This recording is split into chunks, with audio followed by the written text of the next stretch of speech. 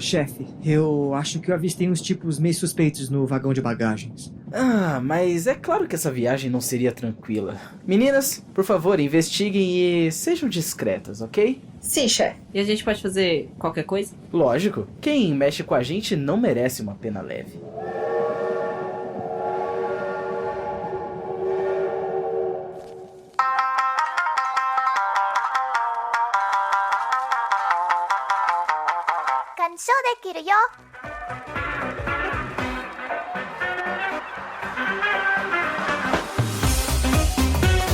E estamos começando aí o terceiro episódio dessa jornada por Bacano. Episódio de número 3, que é intitulado como Range e Peixe estão ocupados se arrumando para a festa. E é isso aí, nesse episódio a gente investigou um pouco mais sobre os eventos que aconteceram entre 1930 e 1932. A gente viu o Dallas Genoard sendo um simples valentão, até famílias rivais nem o Daily Days saberem do seu paradeiro. Enquanto isso, no Flying Pussyfoot, Jacuzzi encontra 2 corpos no vagão dos maquinistas, um membro da gangue do lado russo e um Lemur tomam um vagão restaurante refém. Em 1930, Firo presencia o incêndio que destrói o laboratório do Mr. Barnes, levando quase todos os Elixirs junto. Após ele ajudar o Mr. Barnes, ele vai atrás da Ennis, que perdeu uma abotoadura, um botão, alguma coisa, e o Dallas aparece novamente, tomando os Elixirs de Mr. Barnes. Mas claro, esse não vai ser o nome do episódio do podcast, então aqui a gente vai rodar um dado para nomear o episódio. Lembrando que se cair número 1 é o Nathan, se cair número 2 tá comigo, se cair número 3 é a Deb, se cair número 4 é a Amanda. Vamos lá, Nathan, role aí o dado. Caiu o número 1, sou eu! Amém! Caralho, vou ter que nomear, puta merda. Tá, Randy e Peixe estão ocupados se correndo pra festa, mas assim, eles são nem de longe as estrelas do episódio. Eu acho que eu vou dar um enfoque pro Dallas, que tá fudido. Então, o título desse episódio vai ser... Dallas o menino outra vez. Dallas o menino outra vez. Dallas o Pimentinha! Dallas o Pimentinha é ótimo! Não, mas eu fiquei curiosa, porque você falou que o Peixe e a Randy, eles não são principais, mas quem são essas pessoas, gente? A gente sabe quem são. Então, eu fiquei pensando nisso. Eu fiquei, quem raios é Randy e Peso? E eles estão ocupados com o quê? Preparando pra que festa? Só sei que eles causaram um incêndio, quase mataram um senhor de idade. Ah, são esses! É o fogo do Faquinha.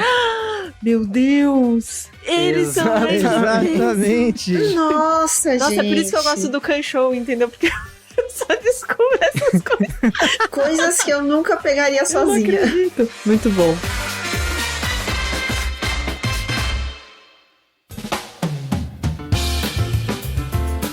Mas aproveita aí pra gente já então, Amanda, e fala pra gente o que você achou desse episódio, como que está aí a sua teia muito louca de acontecimentos em Bacano. Esse episódio passou muito mais rápido do que os 2 primeiros pra mim. Ele foi super dinâmico e assim, realmente eles mostraram que eles vieram pra cagar, assim, caguei com a cronologia dos fatos. Então eles foram colocando tudo no meio. A gente tem uma parte que, né, depois no final que toca bastante 1931 e a gente não sabe direito se aquelas coisas estão acontecendo em paralelo, se elas são coisas que algumas delas aconteceram antes ou depois desse ano. E eu gostaria aqui de exaltar a presença do Isaac e da Miriam, porque assim, poucos minutos de tela, mas foram minutos sensacionais, segundos sensacionais, assim. Valeram completamente a pena. E também fazer um parênteses que mais uma vez Bacano representou a realidade do brasileiro, mostrando o cara lá que tava fazendo a pesquisa dele de boa, e aí do nada tudo começa a pegar fogo. Então é muito brasileiro, sabe? Que tá lá de boa, tentando fazer sua pesquisa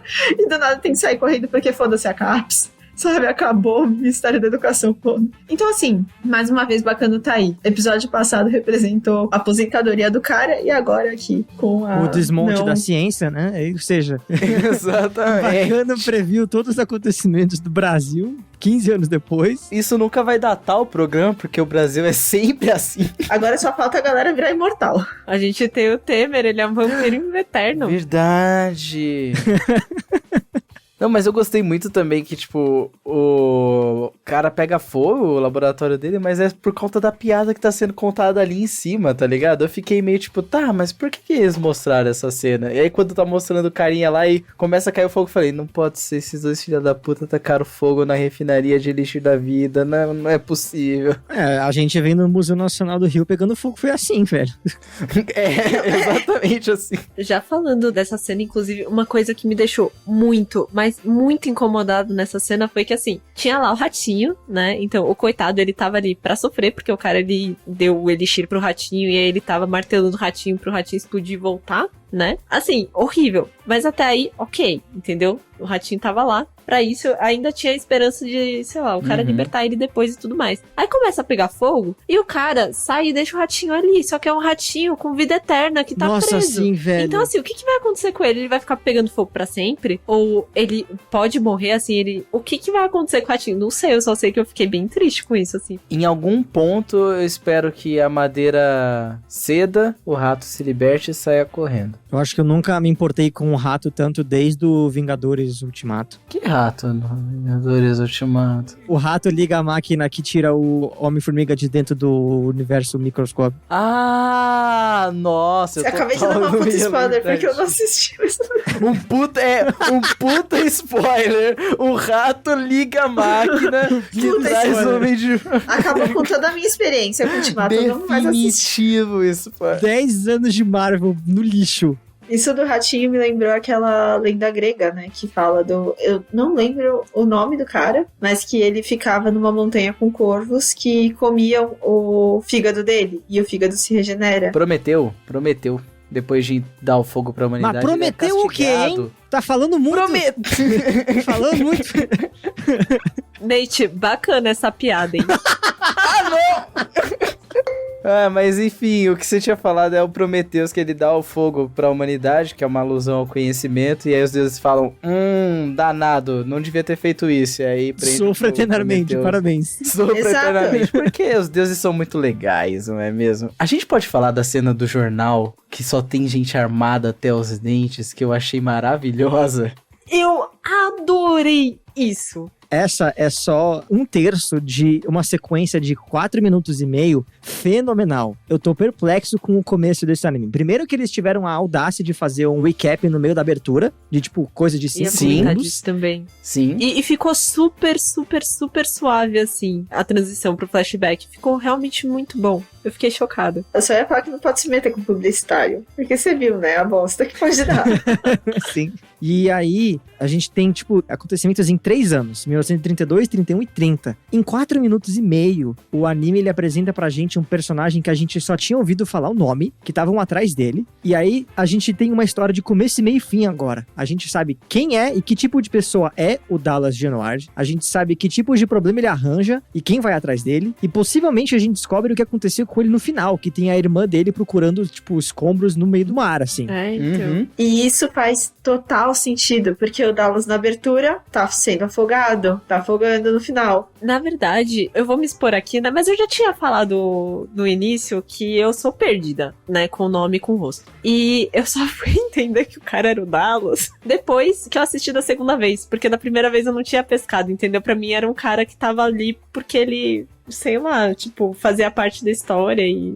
Porque não me remeteu o desenho ao rosto do Dallas. Aí vocês falam, Débora, lógico que era o Dallas, fazia todo sentido, eu tava contando a história do Dallas. Desculpa, gente, eu sou assim. Acontece, a gente tem 17 personagens da abertura, eu não vou pedir que você lembre todos. Pode Exatamente. crer. Muito obrigada pelo... Se você me perguntar agora, Felipe, fala aí 3 personagens bacanas, eu vou saber falar... Miriam. Mira e Isaac, os dois contam como um só, entendeu? Não existe o personagem do um sem o outro. Mas então, eu não tinha reparado que era o Dallas, eu reparei só depois que eu assisti da segunda vez. Mas é isso é muito interessante, porque essas partes que estão mostrando dessa trajetória, né, de, assim, ele existindo, ele depois, momento sumido, e depois o momento da irmã dele procurando ele no fundo do rio, no meio dos entulhos, assim. E além disso, no episódio inteiro tem outros personagens que estão falando sobre ele, né? Então, a irmã dele vai lá falar com o Bruno e ele fala o que ele achava do cara, que era um meliante, sei lá o que das quantas, um delinquente. Então a gente já vai criando essa imagem de quem que era ele, que a galera não gostava muito dele, não. E uma coisa que eu tô percebendo bacana é que, tipo, tem muita coisa que tá acontecendo, muito personagem, só que aí essas cenas, assim, me fazem ver que o Bacano, ele não faz mistério te deixando confuso, ele faz mistério muito bem, ele dá as informações que ele quer te dar quando ele quer, e fica aquele mistério de, tipo, eu sei mais ou menos o que tá acontecendo, mesmo que eu saiba qual foi o final da história do cara, ainda tem muita coisa no meio, então, tipo, ele revelou coisa importante e ao mesmo tempo não revelou. Inclusive, eu não vou cortar agora, porque eu acho que tem bastante coisa pra falar do Dallas, mas tem algumas coisinhas que no episódio passado eu jurava que iam ser alguma coisa, e depois a gente, tipo, eu vi nesse episódio que realmente não, sabe? Eles deram apenas parte da informação pra você pensar por um caminho e depois, tipo, não, é aqui, ó, anda nessa linha aqui. Por exemplo, no episódio passado, naquela hora que o LED esbarra no jacuzzi, e o jacuzzi fala, esse vagão vai desaparecer, eu preciso falar com o maquinista. Dá muito a entender que o LED teve um interesse no jacuzzi ali, porque ele achou que o jacuzzi sabia de alguma coisa. E, na verdade, nesse episódio, não. Mostra que o interesse foi porque ele queria recompensa em cima da cabeça do jacuzzi, e ele não fazia a mínima ideia do que ele tava falando, de tipo, por que esse vagão vai explodir. Então, ele também não tava sabendo desse rolê de, tipo, por que depois a gente sabe, né, porque a gente já teve spoilers, que o vagão realmente sumiu, entre aspas, né. Aconteceu alguma coisa com esse vagão. Mas ele também não sabe, mesmo ele estando ali naquele rolê. A gente tem que falar sobre o LED, porque eu detesto esse personagem, cara. Que ódio que eu tenho desse cara, assim. Ele abre a boca e eu fico tipo, ai, que preguiça desse cara. Eu espero muito que eles desenvolvam mais o personagem, além desse lado de tipo, eu sou maluco e eu quero matar todo mundo porque sim. Porque senão eu vou ficar com muita preguiça dele. Ele fica falando de matar a mina dele também, tipo... Então, e aí você fica tipo, a troco do quê? Porque sim, né? Aí fica tipo, mostra os outros personagens. E ela tá total de boa em relação a isso. Só que eu acho que deve existir um negócio meio sadomasoquista ali. Porque provavelmente eles são imortais, eles estão na abertura. Então, assim, ele pode matar ela quantas vezes ela quiser, sabe? Pra associar a vontade dele e ela tá de boa. Então deve rolar um negócio meio. Mas ao mesmo tempo você percebe que ela tem medo dele. Principalmente numa hora que, não sei o que ela fala, de tipo, vai ver se não sei quem foi morto. E aí ele vai meio que pra cima dela agressivamente, assim, com uma postura agressiva, porque ele é agressivo. E ela dá uma encolhida. Então ela, tipo, tá com medo. Mas só que ela tava super, tipo, me mata. E ele tá, tipo, fazendo carinho nela, só que ela tá, tipo, cagada de medo. Exato. E antes eles estavam super dançando e ela, tipo, me mata. Tá suave. O que eu senti é que o LED, ele é aquele psicopata estereótipo, sabe? Que é o cara do prazer de matar, e o impulso, e o desejo de sangue, não sei o que. E a mina, ela é uma vítima com síndrome de Estocolmo, parece, sabe? Tá apaixonada pelo assassino, provavelmente. Tipo, gente que entra pra seita de psicopata do Charles Manson, por exemplo. E eu queria só lembrar de um pequeno detalhe que talvez a Débora tenha notado também, que quando a Eve, ela tá no Daily Days conversando lá com o maluco, aparece o olho dela refletido no copo de chá. Eu não reparei. Inclusive, eu tinha anotado aqui, eu ia falar que eu não tinha reparado em cena Jequiti nesse episódio, mas então temos aí Teve também. outro destaque Temos de aí, olho. então, todo episódio com uma, pelo menos. Arrasou, Nate. O olho é a chave da alma, não é a porta da alma. Então isso faz total sentido. Principalmente se as pessoas não morrem. Então isso pode significar muita coisa ou pode significar porra nenhuma no anime. Mas a gente tá aí trazendo as informações. Exatamente. Às vezes pode ser uma pessoa, um dos animadores, que ele sempre gosta de fazer cena com o olho, assim, tá ligado? Ele, eu vou colocar uma aqui. A cena do chapéu do Firo, ela tá exatamente como ela é na abertura. Não sei se vocês viram. Dele olhando o chapéu. Que ele pega, ele tá se olhando no espelho e ele coloca o chapéu. Ela tá exatamente igual na abertura. E aí eu tô pensando se será que outras coisas vão ser exatamente iguais? Assim, vão aparecer. Provavelmente, porque devem ser recortes do anime, né? Tipo, pra fazer abertura, muitas vezes a galera pega recortes do anime e coloca e tal. Então eu tô louco pra ver Isaac e Miriam roubando chocolate. Exatamente, vestido de Papai Noel. Exatamente, eu pensei a mesma Papai coisa. Noel. Papai Noel. Nossa, inclusive, eu ia comentar que, assim, o Firo, ele não sabia, mas quando ele tava comprando o chapéu, ele ia comprar o chapéu preferido da vida dele, porque todas as cenas que apareceram até agora, o Firo tava com aquele chapéu.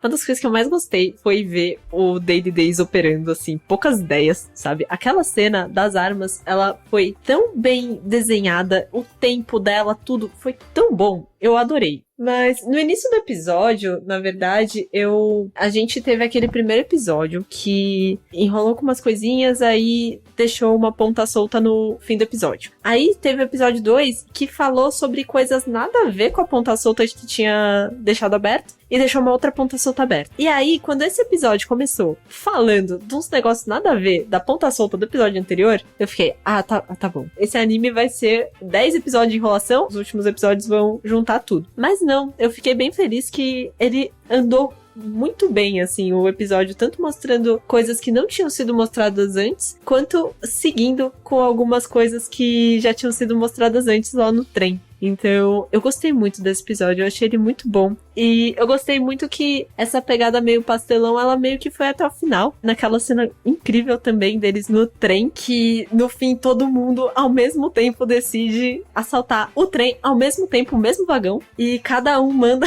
as pessoas fazerem alguma coisa, fica todo mundo confuso, tipo, o que eu tenho que fazer? E aí o cara que tava com a faquinha, tipo, todo mundo com umas armas gigantes, assim, e aí tipo, o cara com a faquinha, aí ele olha pra faquinha e fala, desista. Foi mal, galera, foi mal, até outra vez. O Nick completamente perdido das ideias. Ele recebe a ordem, eu conto com você lá no vagão restaurante. Ele, o que ela quis dizer com conto com você no restaurante? Gente, isso eu achei muito legal, porque diz tanto do personagem de um jeito tão simples. Esse jeito que eles fizeram, que a visão dele do que tá acontecendo, você vê que as cores mudam, sabe? Ele realmente tá em outra sintonia do anime. É sensacional. Deram um foco pra um capanga, cara. Um cara que parece um capanga qualquer e deram um foco pra ele. Exato. Não, exatamente. Eles poderiam ter pego a cena dela dando, né, a ordem e terem só reprisado. E eles desenharam ela em outro ângulo, dando a ordem, sabe? É verdade, do ponto de vista dele, inclusive, que veio lá de frente. Exato. Isso da cor pra mim foi o mais legal, sabe? Porque a cor do anime, você vê que ela é muito vermelha-laranja, sabe? Marrom.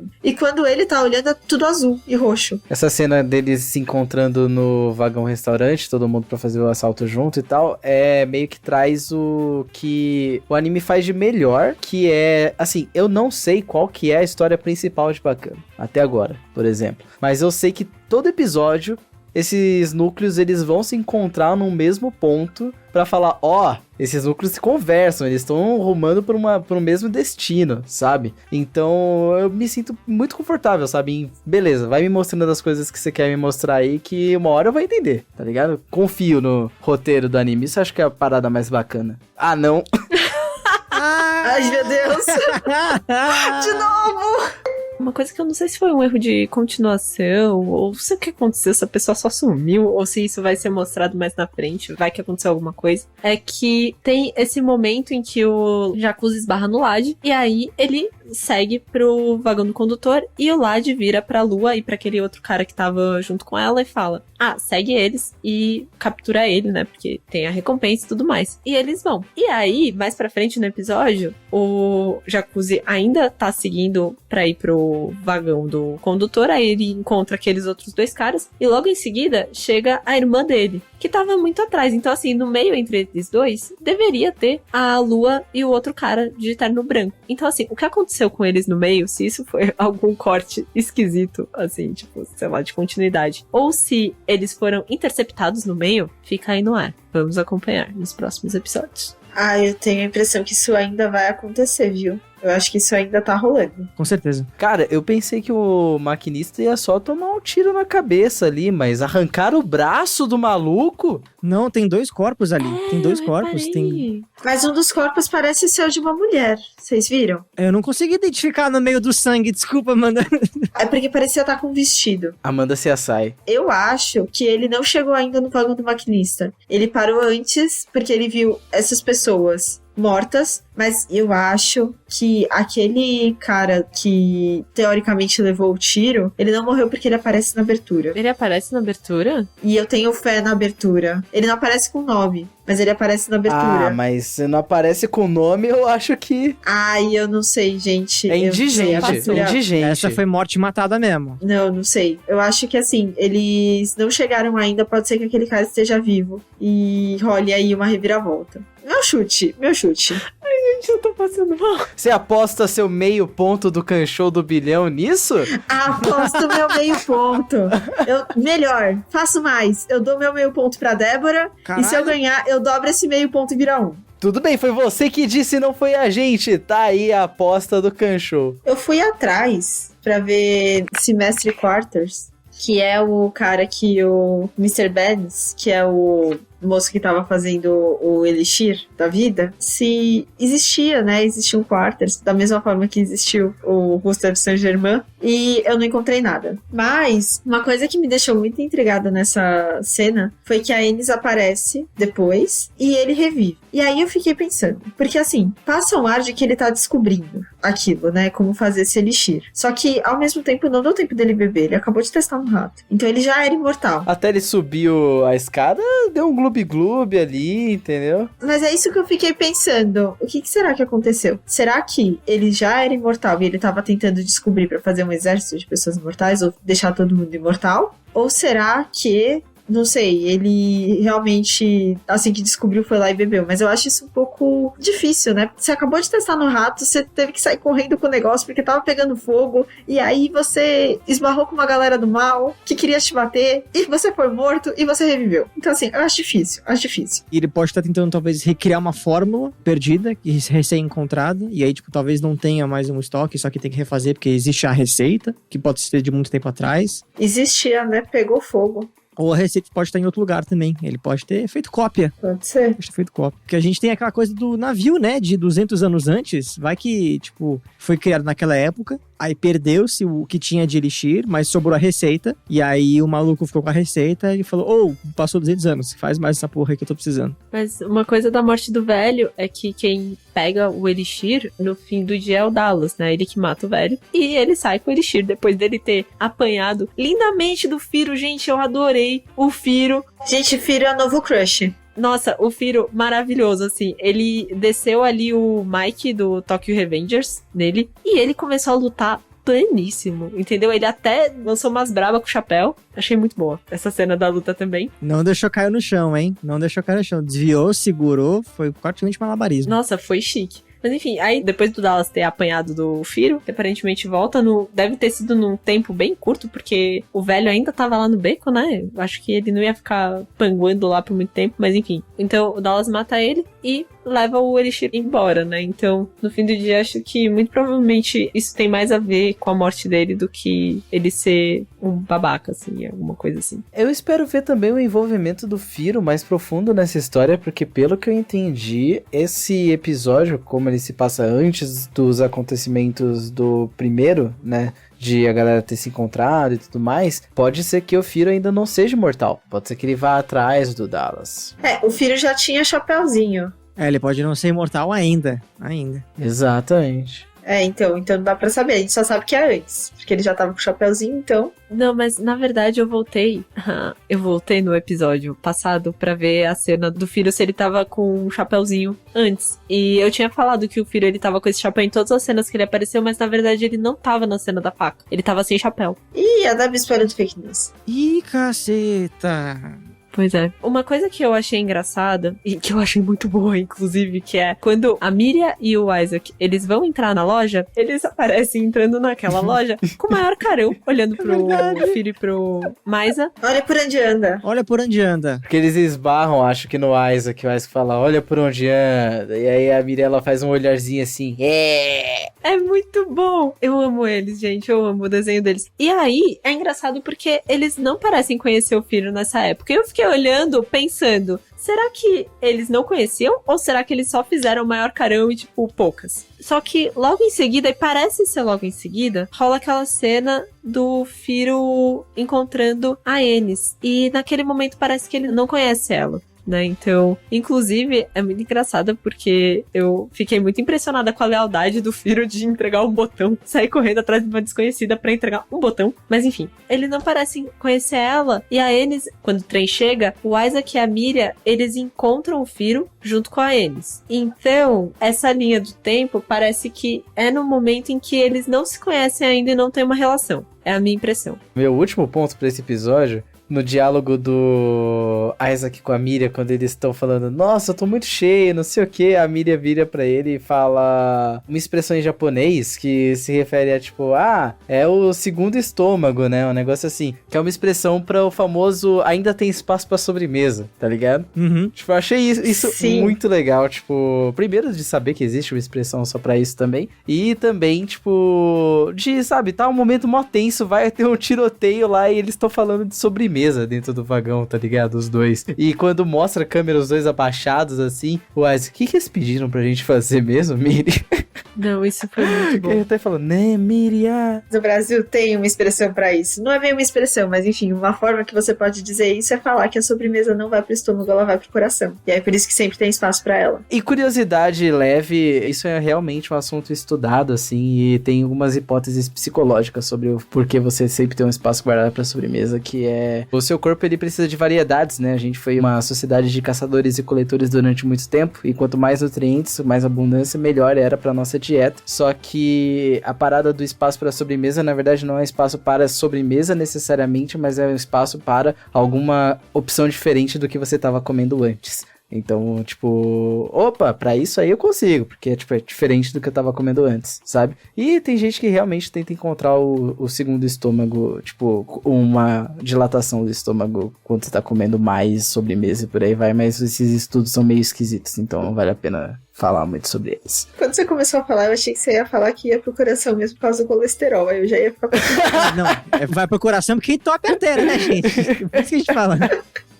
De fato vai pro coração, gente. Olha só que coincidência. Aí uma coisa só que eu acho legal, assim, de comentar, né? Porque a gente acabou não falando muito sobre isso. É da parte que a Ivy tá curando o irmão, nanana, e aí em 1931 tem um momento que ela fala que ele desapareceu há um ano, que é em 1930. E é quando os fatos começaram a acontecer, segundo a Carole. Ou seja, a filha da puta acertou pra caralho. Eu não sei se necessariamente o Dallas pode ter desencadeado tudo, mas eu acho que é um dos eventos importantes de 1930, sabe? Tipo, vai ser parte do nosso mapinha mental. Provavelmente é quem ligou esse elixir com a máfia. Meu chute, na verdade, é de que a máfia sempre esteve ligada, talvez, de alguma forma, e aí esses conflitos entre famílias pelo elixir, talvez, né, que por cima pode ser uma coisa, tipo, uma desculpa esfarrapada, mas por baixo é tudo por conta do elixir, pode ser esse grande evento, sabe?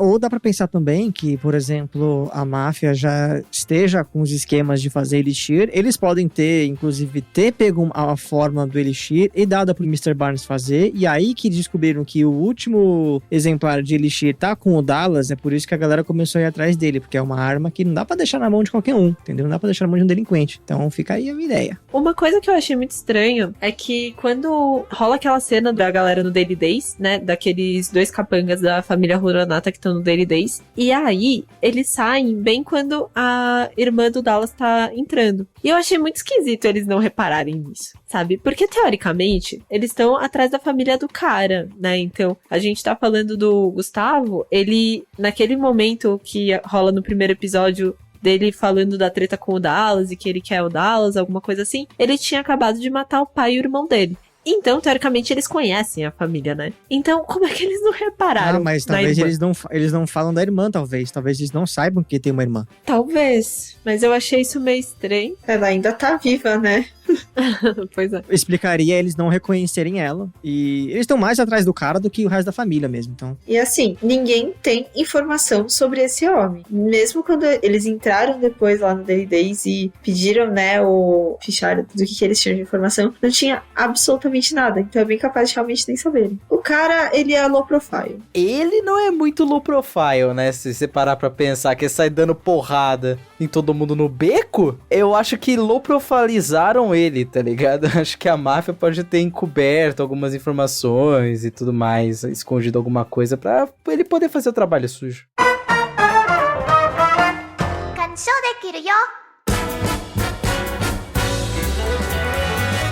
E no meio de uma viagem tão emocionante de trem, a gente tem que dar um tempinho também pra fazer algo muito importante, que é começar o Kanshou no Bilhão.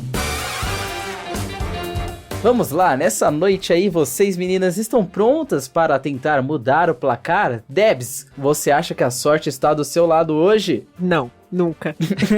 Infelizmente, depois das últimas gravações, eu já perdi as esperanças. Já sabemos quem é a gêmea negativa do grupo. Amanda, você está com sorte hoje? Não, aquilo foi mérito. Nem chutei Nossa, a na do cara. chapéu.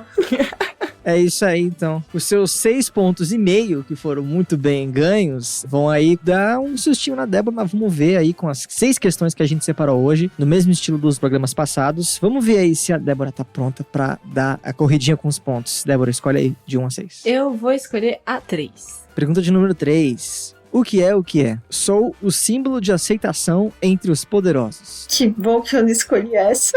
Caraca, essa é uma das mais tranquilas do episódio. Puta que pariu. Eu diria que é um chapéu. Você quer especificar um pouquinho, talvez? O Firo tá conversando com o Mayra, e aí ele tá indo lá comprar um chapéu e tal, pra fazer uma pinta de executivo, tananã. Aí, acho que é um sinal de poder, assim, um chapéu chique.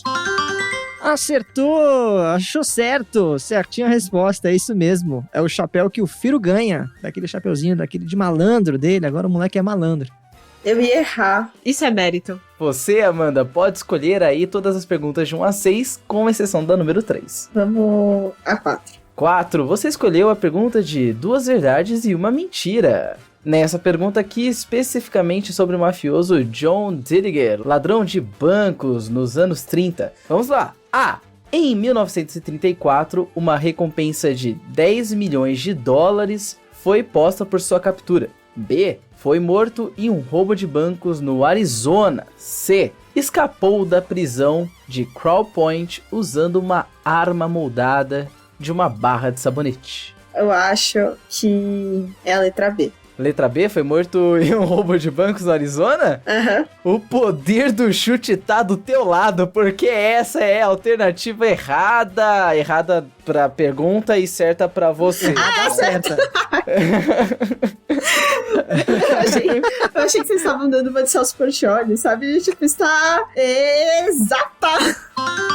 Não, essa é a alternativa mentirosa, falácia, porque na verdade ele foi morto pelo FBI no Biograph Theater, em Chicago, após ser traído por Anna Sage. É que a Anna Sage, ela tava com uns problemas de imigração, e aí ela entregou o John Dillinger pro FBI. E ele foi no teatro com a namorada dele e ela, e aí ela tava vestindo um vestido meio laranja, meio amarelo, pra identificarem onde eles estavam, dentro da sala de cinema. Só que por causa da luz, o vestido dela tava parecendo meio vermelho. E aí, dessa coisa de traição, de ser uma pessoa misteriosa, tem um outro lado, surgiu esse estereótipo de, tipo, colocar em filme de detetive antigo, uma moça misteriosa com um vestido vermelho. Gente, aqui tem informação. Ai, gente, retiro o que eu disse. A sorte tá do meu lado, porque essa foi total chute.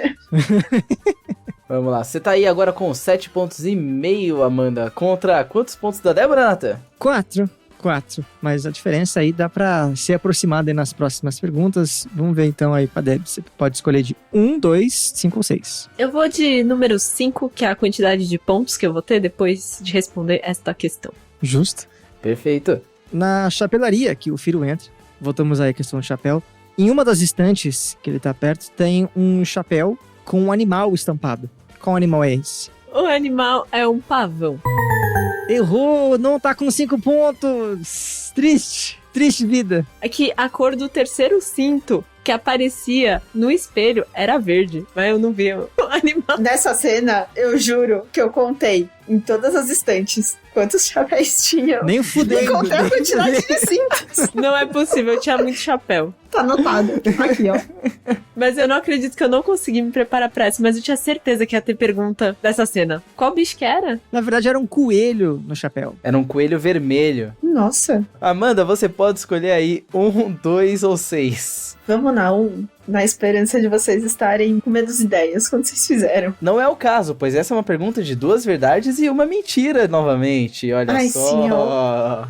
Ai, senhor. Vai lá. Foi citada uma aliança entre famílias nesse episódio, né? Camorra. Vamos lá, temos aqui 3 alternativas, 2 verdades e uma mentira sobre essa família. Vamos lá. Alternativa A. Essa aliança entre famílias teve origem em Nápoles e já acumula uma renda de 5 bilhões de dólares por ano. Alternativa B. Em 2020, a polícia italiana apreendeu 14 toneladas de anfetaminas produzidas pelo Estado Islâmico no valor de mais de 1 bilhão de euros. Essa droga faz parte do principal ciclo de tráfico da Camorra e suspeita-se que haja uma parceria entre as duas organizações. Isso foi bem específico, tá tudo bem. Alternativa C.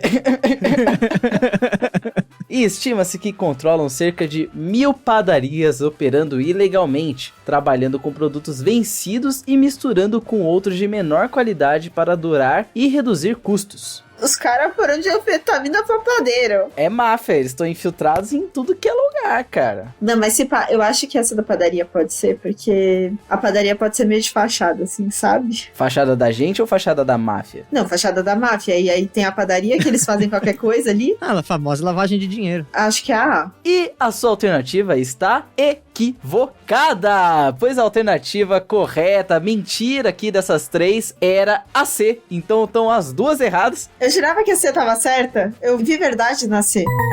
A última tá errada por um pequeno motivo muito peculiar, porque não são 1.000 padarias. Na verdade, estima-se que são mais de 2.000, que são 2/3 das padarias da região napolitana, lá no sul da Itália. Nossa, coitado, os caras não podem nem comprar um pãozinho de qualidade. Pois é. Eles, inclusive, eu tava lendo sobre, eles importam, tipo, uns queijos ruim da Bolívia pra misturar com uns queijos italianos pra durar mais, uma farinha vencida, farinha mesmo, tá? Não cocaína. Mas pode ser também que tenha também, não sei. Com licença, eu gostaria de levantar aqui uma informação. Nápoles conta com uma área de 119 km², essa região. Se estima-se que essa máfia controla mais ou menos 2.000 padarias em Nápoles, então quer dizer que Nápoles tem pelo menos 16 padarias por quilômetro quadrado. Que são dessa máfia. Gente. Exato. Cacete. É muito Então, pão. assim, É muito pão, Itália. Vamos ver aí com esse pequeno tropeço das duas se a Débora se aproxima na questão de pontos. Você tem aí, então, minha querida, questão número 2 ou questão número 6? Vamos de número 6. Questão de número 6. O que é o que é? Sou uma força da natureza, mas controlada na palma da mão. Vou dizer que é... é fogo. Mas fogo não é uma força da natureza, caralho. Deixa eu pensar melhor. Dá a sua resposta, topa ou não topa? Eu vou dizer que é o fogo. Pelo amor de Deus, a resposta tá correta, vai tomar no cu. Tá certo, porra. É o fogo na mão do maluco. Sim, é verdade. A Amanda viu a gente se contorcendo quando se quase trocou de resposta. Mas fogo é uma força da natureza, gente. Aqui no Canchou é. Aqui no Canchou é. Uai. Entendi. Fogo existe sem o homem. Fogo é verdade. Fogo é um dos 4 elementos da natureza, então. Então, mas ser um Água. elemento é diferente de ser uma força. Fogo. Não é Newton aqui. Não é Newton. Entendeu? Então tá certo. Viu, gente? Tô falando que é a ascensão da Débora. E a Amanda vai errar a próxima.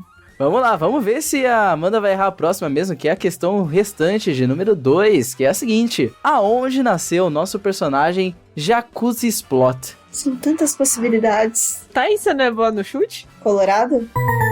Errada resposta! Jacuzzi Splot nasceu em Chicago. Essa informação estava no pôster de procurado do nosso querido personagem que foi mostrado aí nesse episódio, né? Junto com essa informação, nós sabemos que na cabeça dele estão pendurados 5 mil dólares. E estamos chegando aqui no final de mais uma edição do Canchou do Bilhão, seu quadro favorito aí de toda a rede de podcasts do Brasil, com o seguinte placar: 7,5 pontos para a Amanda e 5 pontos para a Débora. A diferença começa a se estreitar. Será que isso se manterá nos próximos episódios? Será que a gente vai ver uma virada? Acompanhe no próximo episódio do Canchou.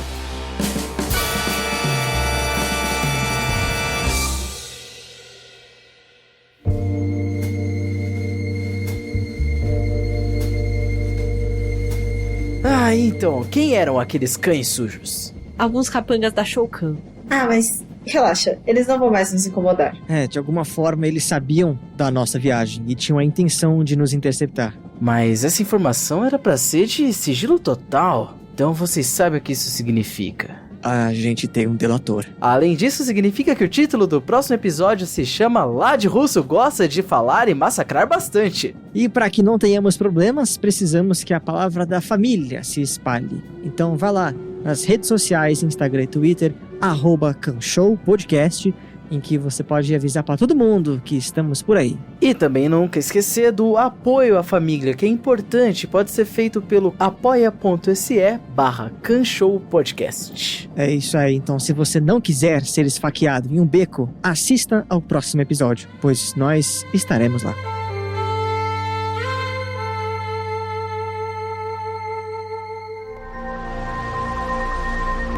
Este podcast foi editado por Nate Clayman.